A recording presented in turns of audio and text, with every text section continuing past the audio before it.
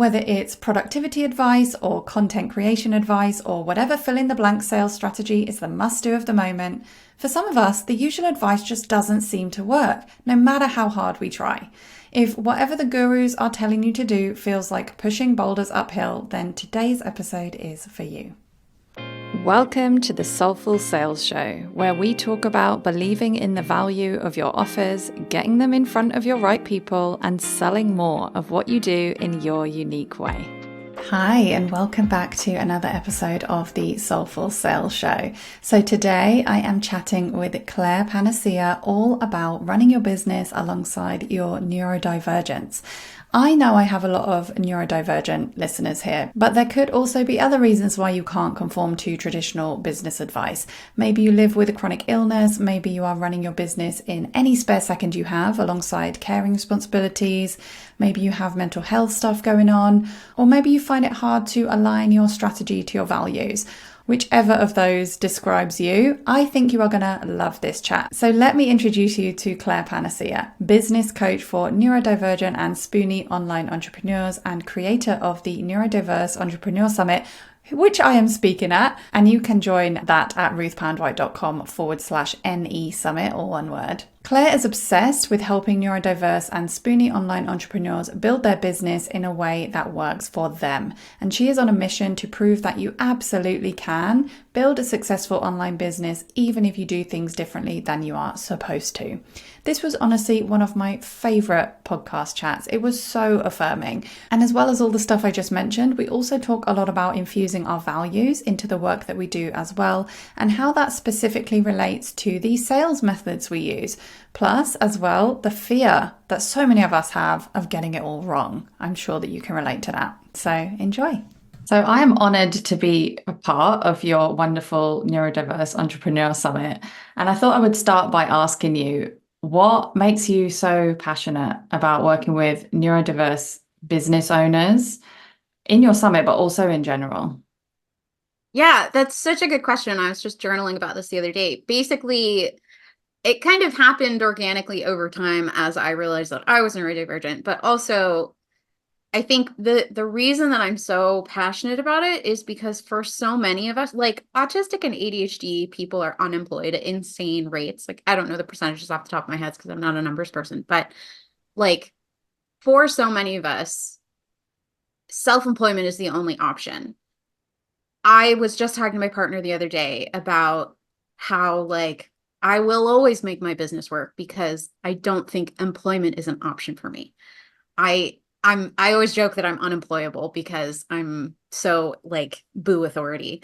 But really it's just that I have accommodated myself so much and so effectively over the years that I know that an employment situation would never accommodate me to this level and to the level that I need. And so this really is the only option. And we live in a capitalist soup and need money to thrive. And so we need to run businesses in order to make money. And for so many of us, this really feels like the only option and is the only option. And so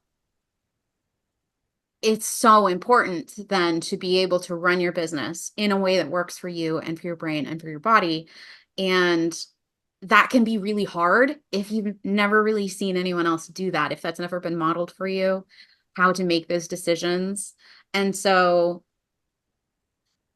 because of that, it's really been important to me or become important to me to kind of be a permission slip and a model and like a big business sibling almost Oh, for neurodivergent entrepreneurs. I love that. I've had the same realization. I feel the same. Like I feel my eyes over the last 1.5 years have been opened so much to the ways that I have accommodated myself through my business. Yeah.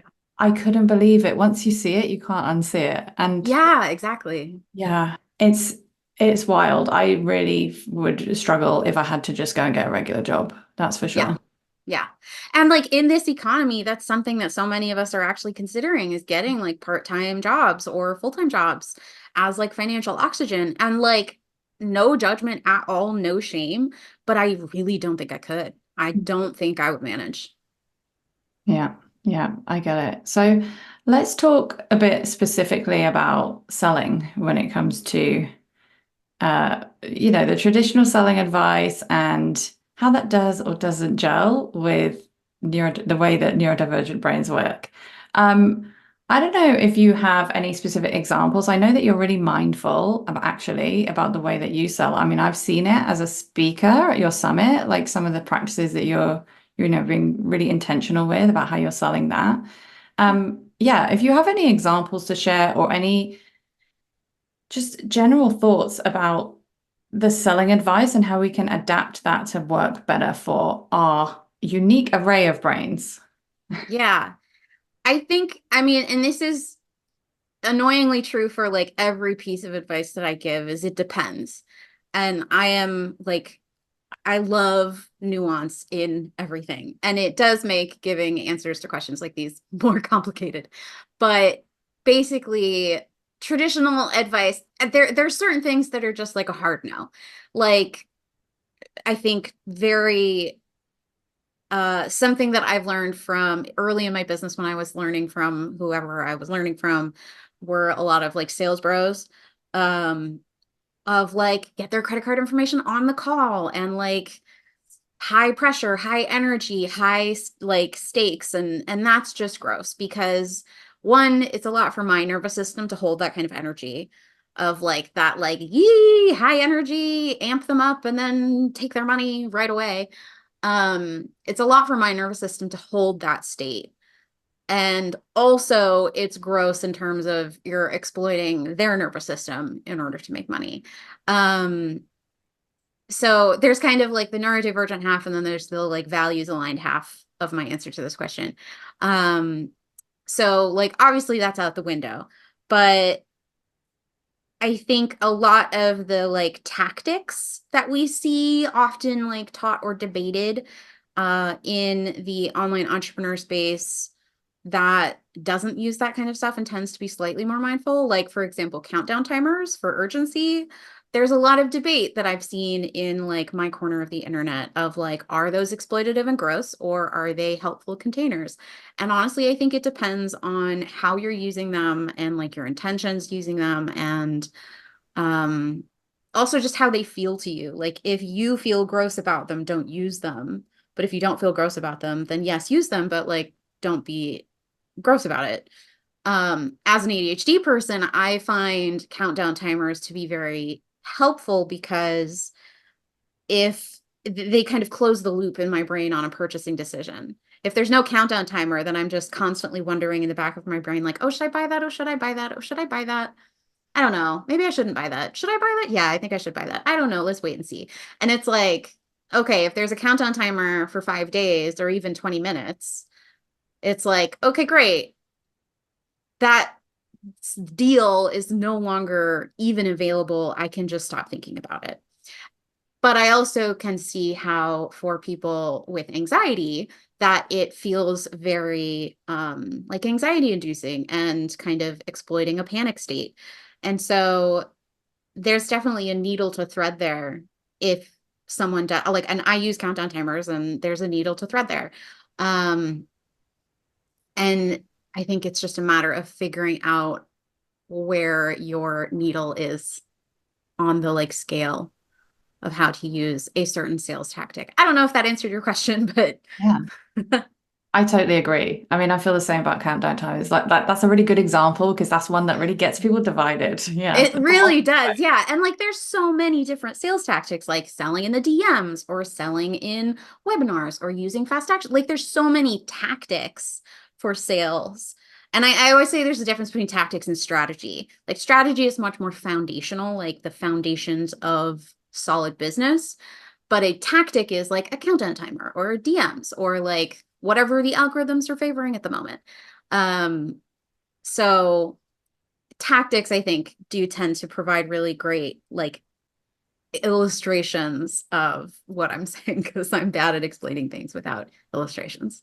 No, I totally get it. And one thing that comes to mind for me is like, because I work with a lot of neurodivergent humans, Mm-hmm. a lot of people who would describe themselves as highly sensitive as well. And what I have witnessed is a lot of us, I include myself in this, tie ourselves up in knots trying to do the right thing. Like we really genuinely Yeah. care. Like Hmm. I'm not worried about anyone that I'm working with that they're deliberately doing something manipulative and pushy. But I am worried that they're making it hard. And I don't even want to describe it as them making it harder for themselves, but it then gets harder for them to move forward and do what they want to do in their business because they're tying themselves up in knots and getting really, worried about the effect that their selling is going to have. Yeah, no, that's so true. The like almost I have heard this term before, like moral OCD is actually a thing that can be diagnosed as like a type of OCD where you may not be OCD about your environment, but you're OCD about your ethics and your morals. And I do find that yeah, a lot of highly sensitive people, a lot of neurodivergent people tend to be much more concerned about being ethically aligned, which is fabulous. And also, I think you're so right. It can hold so many of us back in terms of being so worried about doing something wrong that we don't end up doing anything or almost doing it halfway, which doesn't help anyone. It doesn't help our businesses, it doesn't help us, and it doesn't help our ideal people who we are trying to serve with our businesses and our offers. We have to get them in front of them in order to help them with that. And that's always the kind of the reframe that I offer people that come to me with similar issues or similar questions is like, your stuff is good and good for people, and therefore people want to hear about it, and it is of service to sell in that way. And that's such a hard shift for so many of us who, like, again, we live in capitalist soup, and it can be very hard to kind of unwire that thinking of like selling is evil almost. I think a lot of us, especially people who were socialized as women growing up, we have a tendency to default to thinking of selling as evil, and like the stereotype of like the gross car salesman or something like that. But selling is not inherently evil. I think it has the potential, just like anything, to be used grossly and also used to help people. I totally agree. Yeah. What would you say to these people who are, okay, I get it, and I'm running around in circles deciding, should I have a countdown timer? Should I put a deadline on this thing? How would you approach that? I would, well, it would depend on the person, but I'd probably say like, okay, what's the middle option that is not so taxing on your nervous system? Like what is a version of that? So like, yeah, countdown timers, you're feeling all twisted up about in your nervous system. What's a version of that that we could have a similar effect of creating a sense of container, time container for our offer without triggering your nervous system? So like maybe you're not using a countdown timer, or you're having a longer time frame, or there are always creative ways to approach a particular strategy. Sure, countdown timers may be the default in our industry, but there are other ways to create the same effect without using whatever tactic is triggering you. And so we can get creative about taking a new spin on the same. And this is what I mean about tactics versus strategies. We can take a new spin on the strategy with a different tactic and have the same effect. If a certain tactic feels gross to you, or is triggering you, or is stopping you from selling, then let's figure out a new tactic to approach the same strategy. Does that make sense? Yes. Yeah, it does. And I think something that was helpful for me as well is just remembering, you know what, if I do get it wrong, and I either decide it feels wrong internally or, I get backlash, which is so unlikely with like the size of my audience. Like, Yeah. but I know that this is a thing that Yeah. we worry about. If it happens, I'll be open. I'll be open-minded and I'll listen and And talk you'll about it. survive. Yeah. That's the thing is like whenever our nervous systems get activated in that way, like the fear is like what our body is saying is if you do this, you might die. Hmm. Like that is the like evolutionary biological thing that's happening. The more we do something, and this is the idea of like I think it's called titration, um of like you try a thing, you like just slightly push the boundary a little bit, and then you realize your nervous system is like, oh, we survived. Okay. So that's okay. And then you do it a little bit more. And then your nervous system's like, yes, you survived. Okay, cool. Let's okay, that's okay. And then you just like slightly push that boundary out a little bit more. And that's how you expand your nervous system capacity, is like you give your nervous system new data of like, oh, and look, that didn't kill us. And you can do that with selling too. I love that way of describing it, like titration. That's exactly it. And it's so, so helpful. Okay, so we talked about selling specifically. Let's talk about how embracing our unique brains and our unique needs benefits our business and life as a whole. I mean, in every way imaginable. Like embracing your brain and how it works. It's like one of those things that you can't unsee once you start seeing it, and then you just start it becomes a snowball effect. As soon as you start learning, when I started learning about ADHD, when I first figured out I had ADHD, and I read a bunch of books because I'm a Ravenclaw. Um, I read a ton of books and I talked to my therapist a lot and I did a ton of research, and I just automatically started doing things in my life like, oh, look, yeah, of course. Like, yeah, let's do it this way and that'll be more ADHD friendly for me. And it's like once you start seeing it, you can't unsee it. And doing it in your business has a huge ripple effect because your business is one, you spend a ton of your day in the like swimming in the pool of your business. And so that's a large chunk of your time where if you start accommodating yourself and running your business in a way that's more brain friendly for you, then you'll feel more energy. You're going to be more excited to do your business stuff. You're then going to have the ripple effect. And this is something I'm really passionate about, is when you start doing things in a way that works for you and it feels better for you and you're more excited about, then you're going to naturally be more enthusiastic about your business. And then that enthusiasm is going to have a ripple effect of your content being more resonant and your selling being more effective and your people connecting with you more. And then that's going to then have a ripple effect of more money. And then more money means you're going to be more enthusiastic about your business. It's like this huge feedback loop of awesomeness. And it really starts with doing things in a way that works for you. And yes, that takes experimentation and time and, you know, experimentation takes time because you have to do things and then they fail and then you try them a different way and then they like kind of work, but then they fail, but then you try them a slightly different way and then it suddenly works.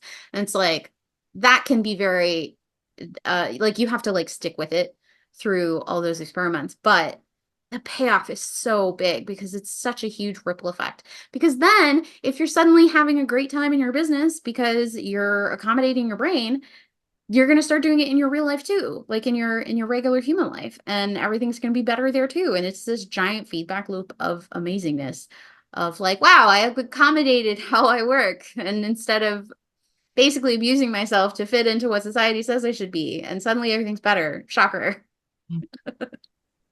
I love it, but I also want to touch on that last bit you just said. So, like, Mm. trying to fit into what society says I should be, because I think that's Mm-hmm. one of the hardest things for me. I'm really like, it's still kind of early days for me in understanding myself in this certain ways. And I hear my inner voice sometimes, like, you should be better at that, or you should just have more energy, or you should just be able to do more calls. Because one of the things that I've done across the last year is drastically reduce the number of calls that I do. And working with clients, for example, on more asynchronous, like Voxer kind of thing. And that inner voice comes in and like, yeah, it's like, I should be better, or I wish I was better. Mhm. Is that an experience that is familiar to you? And have you? Oh, God, yeah. Yeah. God, yeah. And I think everyone experiences that, especially neurodivergent people. And unfortunately, I don't think it ever truly goes away. But I think what we have to do is train ourselves to, it's almost self-coaching, right? You recognize the pattern, the thought patterns that are happening and the things that you're telling yourself, and you get better and faster at it over time the more you do it, just like with any muscle that you work out. I catch myself still all the time being like, I should be more productive. I shouldn't be resting right now. I should be doing the dishes and being a better partner. Um, but then I have to catch myself, and I do catch myself and say, this is my capacity right now, or this is my capacity period. And that's okay. And recognizing the wins that you do have. I was just talking to my partner the other day about how like the bar of like the standard that you hold yourself to has to move day to day constantly. And like, sure, you can hold yourself to a high standard, and that's great because, some like ambition is a thing. And I love ambition. But holding yourself to a high standard is on a bar that doesn't move is self-abuse, basically. Um, because we're humans and we're dynamic creatures, and our energies shift, especially if you're a person with chronic illness or autism or any other reason that you might be a spoonie or have fluctuating energy levels. I have fluctuating energy levels constantly. And so everything is very fluid for me in my business and in my life. And my bar that I hold myself to is constantly shifting. Like some days are a 1 spoon day and some days are a 10 spoon day. And on 10 spoon days, I might get a lot done, but I can't hold myself to a 10 spoon day standard every day because that's not sustainable. That's really, really helpful way of looking at it. Like I could totally see, like for me, yeah, I'm holding myself. It's also that thing you get of like, oh, but like last week I could handle all that. Last week I could Mm-hmm. socialize with all these people and I was fine. And I actually kind of liked it. Well, last week I did all these calls with my clients and I was fine. And this week I can barely get dressed. And it's just that comparison, even to yourself. I think it's so helpful that that thing you shared about the bar, like it gets to move and it has to actually. Mm-hmm. It's so Yeah. helpful. I think also there's something about recognizing your own patterns and cycles. So, like, for some people, an energy cycle might be a few days or a few weeks or a few months. For me, it's a few months. I tend to like be really high energy and like, look at all this thing I created and I made this cool thing and this cool thing and come by this cool thing for like, especially in the spring, I tend to be like that. And then in the fall and winter, I'm like, nobody look at me, nobody talk to me. I'm just going to put my head down and do client work and don't talk to me. And I used to experience that sudden shift, especially when the cycle is so long like that. I used to experience that and be like, I have to restructure my whole business. I'm clearly not wired for that high energy stuff. And then I restructured everything to be just put my head down and do client work. And then my energy cycle shifted and I was like, I'm fucking bored. I want to make things. I want to do stuff. I want to sell stuff. And so eventually over time, it took a long time, but I eventually realized, oh, this is just how my energy works. This is the cycle that I go through. Okay, how can I build that into my business so that it's an option? Once my energy shifts, I can put my head down and do client work without tanking things. And you can absolutely build that kind of flexibility into your business, but you have to recognize the cycles first and accept them and embrace them. Yeah, so much self-awareness, so much self-compassion, especially getting it wrong Hmm. along the way. And I think it's so true for me. Like there are times when, and I literally just, I swear, New Year's Eve, I was like, yeah, all these goals, so excited. And then it's just one thing after another and just like no energy. And I feel like my year didn't even start till April. And it's just Yeah. half of the difficulty. And I literally just recorded a podcast episode about this the other day. Half of the difficulty with that is literally just the not accepting of it. If I could just accept it and sometimes I'm a machine and I not not in a bad way. Like I will just churn stuff out and I will create and create, just like you said. And that's actually a beautiful thing. I even Hmm. beat myself up about that though sometimes, thinking, oh, I look so chaotic and like I'm just doing all the things. Yeah. But acceptance is Yeah. very needed. Yeah. Yeah. And also like the beating self up thing. We have to accept that we do that sometimes too. Yeah. And one of the ways that I've done that is by externalizing it. So like when I have those thoughts, so my partner and I, we named anxiety Steve. And so when one of us is having like intrusive anxious thoughts or is like starting down a irrational emotional spiral, we're like, hey, Steve is lying to you. Steve's a liar. None of that is true. It's okay. And like separating those thoughts and like the beating yourself up stuff from your own identity, it has been very helpful for me and for us to be like, okay, that's a thing and it's okay, it happens. Steve is chatty sometimes. Um and we just gotta like give him a cookie and a Rubik's cube and send him into the corner and he'll be fine for a while and then he'll get chatty again and he'll come back and kind of just having to like figure out how to cohabitate with Steve um, without taking on his thoughts as part of your identity. Yeah. I love that. What are some things that you've actually like maybe you used to push against them in your brain or like wish that they weren't a part of you, but that actually you have come to love now? Ooh. Hmm. Deep question. That is a deep question. It can be so hard with questions like these because I've been on this journey for so long that it's like, okay, take yourself back. Take yourself back. Um, can we circle back to that? I gotta stew on that one a little bit. Yeah, feel free. There was one other thing I wanted to ask you about actually, and this was something I noticed when I was applying for your summit. It was just you had this kind of short and sweet statement on the application form saying like, here, hey, here's what I stand for. Here's what I believe is that you like, do you want to proceed? I don't remember the word. It was like, do you agree with this? Do you want to proceed? Can you talk a little more about that? Because I know you said, like when we chatted afterwards, that you actually have a product about it. I was like, oh, okay, this sounds cool. Just tell us more about that.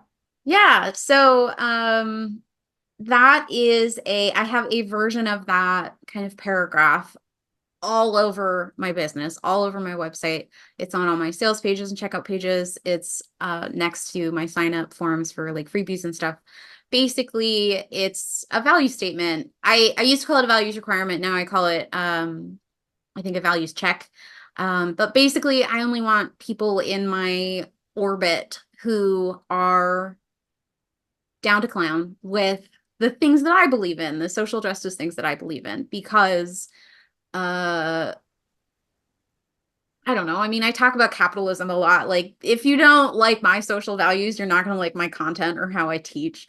But also, the reason that I started doing that, so part of it, it started in 2020, and I created a requirements to work with me page. And that included a don't be a dick section of here are my values. If you have problems with that, please go away. Um, and it's evolved over the years. And that started in 2020 amidst the resurgence of Black Lives Matter protests and the George Floyd murder and all of that. And that was kind of my response and how I incorporated. And that was what made me realize, like, oh, this is important. Over time, it became as much about a it was interesting the response that I saw to that page as I had clients client conversations, or conversations with prospective clients, I should say.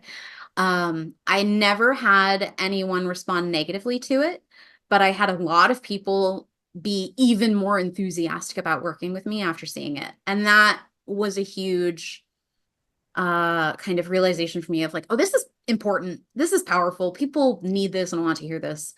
And I also realized over time that it helped me feel safer as a gender fluid person. So I'm non-binary, but to all appearances, I look like a woman. And a lot of people read me as a woman. And gender stuff is very contentious, we'll say, right now. And I just don't want to expose myself or have to. I don't have the energy to deal with people who are like, but non-binary doesn't exist. But gender is blah, blah, blah, blah. And I'm like, I have better things to do than deal with you educating people who are like, I dabbled in educating people about gender stuff, and it's just not for me. It's not my strong suit. It's not where I and my energy is best put towards making change in the world. And so this is a barrier that I put in place in order to protect myself and help me feel safer in my business. And also, it helps, I have found, and part of the reason that I do it so visibly is that I want people in my community who have marginalized identities, whether they're gender fluid or people of color, um, or, trans or whoever, I want them to feel safe in my business as well. And part of creating safer spaces is being transparent about your values, because otherwise we're left guessing. And I know from experience that guessing sucks because sometimes you get it wrong. Mhm. So that's where that started. And with the speaker application, it was important to me to have that. I actually had it like the tech set up so that you couldn't even fill out the form unless you clicked I agree. Yeah. Like it wouldn't even populate the form. And it was even more important to me to have that there because I don't want to be promoting and kind of co-signing someone's business and message who promotes values that go against things that I believe. Um, that's not really something I want to be doing. So it was even more important to me to have that on the speaker form just as much as anywhere else in my business. Thank you for sharing that. Actually, I think if you, I'll include a link to your offer that you have about this. Yeah. Um, what's it called? It's called Attract the Best, Repel the Rest. Love it. So the course is very focused on the requirements to work with me strategy that I used in the beginning as a client-based business. But I am always adding to it content about like how I've experimented with it more as a course-based business. And there's journal prompts in there to help you figure out like which values are the ones that you want to put as your like values requirements. I'm really proud of that course. It's pretty great. And it's only $9. $9. Okay, perfect. I'm definitely gonna get it. So thank you for sharing all of that, like how it helps you to feel safer, how it helps you to, work with the people you work with and not have to do that education piece as well. And I think it really goes back to what we were saying about kind of how we can tie ourselves in knots about doing the wrong thing or the right thing, Yeah. blah, blah. If you take that stand and make your values clear from the outset, I think that it helps us to feel more free to say what we want to say about that stuff. Mhm. That makes sense. Yeah. Yeah, exactly. Like everyone is free to believe what they want to believe, and that is great. Mhm. But kind of my business is my home, and I don't want you in my living room if, you know, you don't like believe most of the things that I believe. Like there are certain things, and this is something I talk about in the course as well, is like there are certain, like you just have to figure out like which ones are your non-negotiables. Yeah. And which ones you're like, oh yeah, you know, it's fine. But there was something I wanted to mention when you were talking about being afraid of like messing it up or getting like splashback. I actually have a story about that. So with the very first run of the Neurodiverse Entrepreneur Summit, so like how it's set up is the event itself is free, but you can sign up, you can like upgrade to the All Access Pass, which I call the Busy Brains Pass, to get ongoing lifetime access to all the presentations and all these bonuses and stuff, and it's great. And when you sign up, there's and this is industry standard for online summits, there's a timer and you have however much time and you get like a super mega discount on the All Access Pass. The first time I ran the summit, I decided to have the timer exactly as taught. I pushed it, like 15 minutes is so fast. So I did 30 minutes, and that was the higher end of what was being taught in the course that I was taking about how to run a summit. But I was like, I don't know, but I can't think of any alternatives. So let's just do it as taught and see how I feel about it and see what happens. And then we'll pivot for the next one. And I got a handful of emails from people who were like, this countdown timer feels counterintuitive to the like ethical, anti-capitalist, values-driven stance that you have within the event. What's going on? This feels weird. And most people were very polite about it, which was great. And I was just very transparent. I was like, hey, this is what was taught. I decided I wasn't sure about it either when I was first setting it up, but I decided to do it as taught and see how it felt.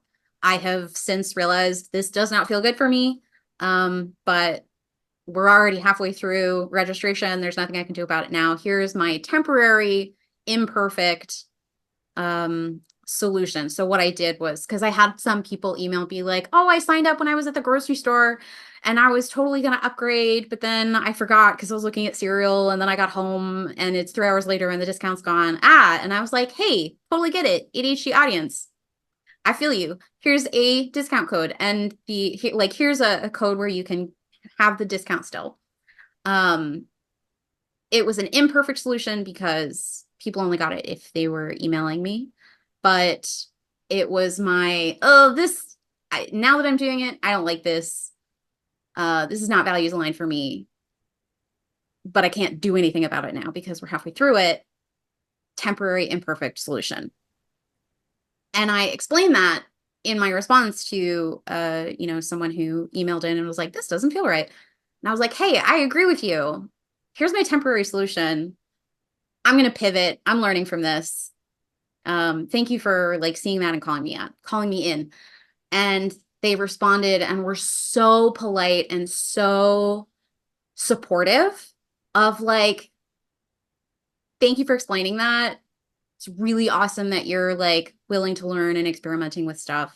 They were so supportive, and it was just about being transparent and like, hey, we're all human and we screw up sometimes, and that is part of the process. It's part of the experience of being a human being, and especially a human being who is very in tune with their values and their ethics.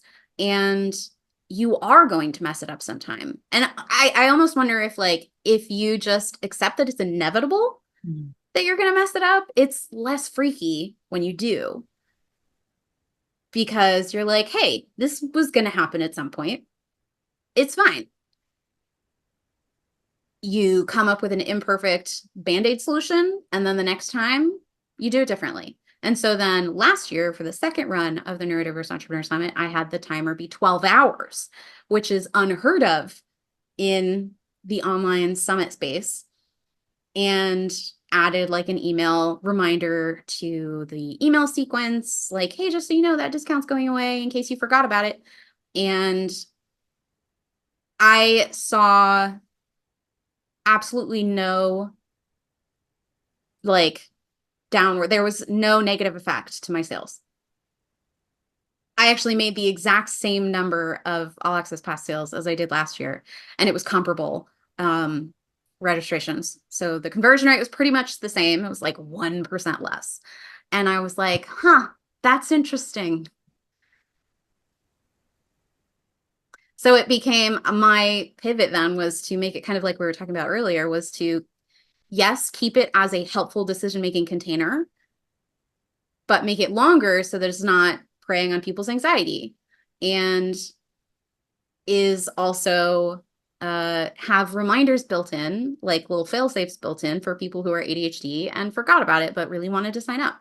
And like just taking into consideration all the different identities that I'm interacting with and building in all these different structures to make it brain friendly for them while still supporting my business and selling, because ultimately, capitalist soup, we have to make money. I love that. Thank you for sharing that example. Such a great example, firstly, of how you being transparent about your values from the outset opened up this conversation for you to have with people in your audience, and also how you got to tweak things as you went. You know, you got to figure it out, trial and error, and find the right way for you. Mm-hmm. And it didn't have a negative impact, which is just great as well. Yeah, yeah.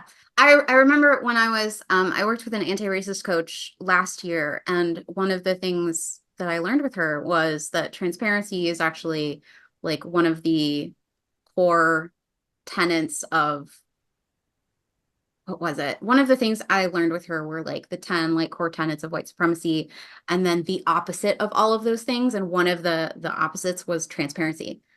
And that really solidified for me, like, okay, cool. Everything is see-through now.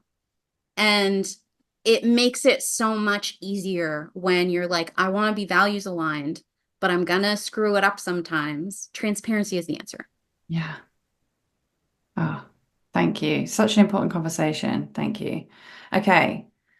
I'm going to ask you 3 quick fire questions before we wrap up the interview. The first one, you've definitely spoken to this, is beyond financial success, what impact do you want to have in the world through your work?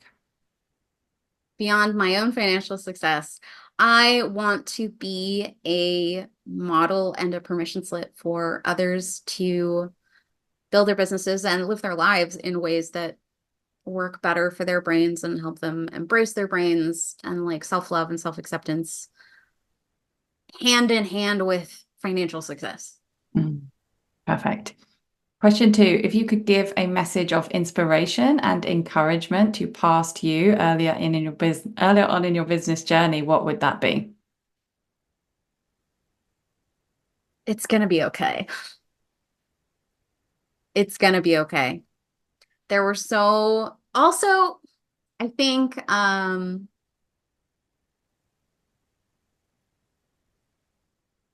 I was always very tangled up in finding the right path or the correct path, especially regarding like niching and target audiences and models. And I've since realized like I have about a 2-year attention span with any particular like signature offer. I get bored and my positioning shifts constantly. And it's like, that's fine. That's okay. Nothing is, there is no correct path. There's the path that feels right and works. And that's it. And each new path will lead into another new path and will lead into another new path. And there's no correct trajectory. There's no linear path. It's all, honestly, it's all whatever you want it to be. And finally, what does soulful selling mean to you? Soulful selling for me means selling that is very focused on true, actual connection between me and the person I'm selling to or people I'm selling to. So it means vulnerability and authenticity and good intention, positive intention, not just extraction. I agree. Bonus question, if you have an answer now, what is one thing Oh yeah. Self in your brain that you celebrate and love that maybe you used to resist? I think I'm gonna go with my chaos. I love that. I am an absolute chaos gremlin. And um I there's always there's always pressure to be less chaotic in the world, in the neurotypical existence, but also internally of like if I was less chaotic, then I'd be making more money. If I was more organized, I'd be able to communicate with my VA better. But I have really fully embraced my chaos in the last year or two. So much so that I made my legal business name when I finally filed for an LLC, Chaos Gremlin Co. LLC. I love that. Thank you for sharing that. I'm glad that I remembered to ask the question again because I Yeah, love the answer. yeah. This has been such a like a really, I don't know, really affirming conversation. I love it. Thank you so much. I love hearing that. That makes me really happy to hear. And yeah, thank you so much for having me on. I love conversations like this. It's very yeah, it's very fulfilling and satisfying and um yeah, I don't know what adjectives to use right now, but it feels good. And for more of this, go and sign up for the summit because registrations will be open now. I'm going to Yes. record a little bit to go at the Yes. end here about that as well. Absolutely. Yes. There will be links. And if you want to find out more about Claire and their work, you can find them at clairepanacea.com. Follow them on Instagram at clairepanacea and make sure you sign up for the free Neurodiverse Entrepreneur Summit at ruthpoundwhite.com/NE Summit, all one word. I am a speaker and I can promise you it is looking amazing behind the scenes. Thank you so much for listening to another episode of Soulful Sales. If you have a moment to rate and review, know that it really does make a difference. And if you'd like to carry on the conversation, then you can connect with me on Instagram at Ruth Poundwhite, sign up to my newsletter at ruthpoundwhite.com/newsletter, or my personal favorite, join me inside the low ticket membership at ruthpoundwhite.com/membership. And keep doing what you're doing because your work really does matter.